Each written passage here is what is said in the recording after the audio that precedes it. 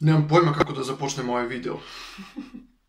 Pre jedno 2 nedelje sam napravio klip u kome sam se zahvalio vama svima na 300 subscribera, a sad smo već stigli do 500.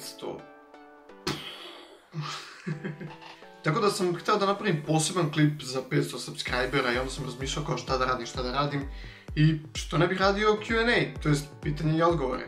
Ovo je za sad samo najava za taj klip, koliko god luda ili smešna ili glupa ili cool i pametna pitanja, naravno svi će da šalju cool i pametna pitanja, ne, niko neće šalju cool i pametna pitanja. Koliko god luda pitanja da imate, slobodno ih šaljite i što više pitanja šaljite, zato što hoću da se što više skupi pre nego što snimim klip. Imaćete jedno nedelju dana da pošaljete što više pitanja, zato što hoću na što više njih da odgovorim i to možete da uradite na 3 načina. Prvi je preko Instagrama, tamo možete u poruke da mi šaljete pitanja, što je možda čak i najbolji način jer tamo najviše vremena provodim. Na Instagramu se zovem mo_stević93, valjda. Pisat će tu dole negde, a i također možete da kliknete na ovaj link, ovako, ovde. Drugi način je preko Face-a, možete da uđete na Face stranicu koja se isto zove skoro potpuno cool kao i kanal, zato ću također da ostavim link ovde.